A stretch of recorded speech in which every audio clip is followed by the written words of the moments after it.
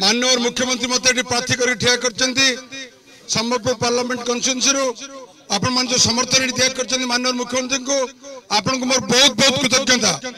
जय मां समलेश्वरी के, जय मां समलेश्वरी के, जय जगन्नाथ। तो मो मां मान को पाखरे मो मां मान को मो भाई मान को मोर कृतज्ञता ज्ञापन करूची।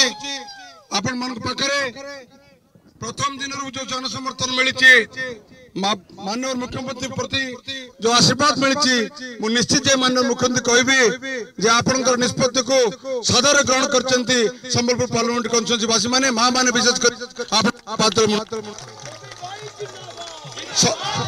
संबलपुर पार्लियामेंट कन्स्टिट्यूएंसी माननीय मुख्यमंत्री एक नंबर टार्गेट जे ताको संबलपुर पार्लियामेंट कन्स्टिट्यूएंसी ओडिशा रे 1 नंबर पार्लियामेंट कन्स्टिट्यूएंसी विकसित होई बाहरिबो सेहित पई मते एठी पठेचंती तांकर अभिमुख्य केवल विकास विकास एवं विकास। बहुत बहुत धन्यवाद।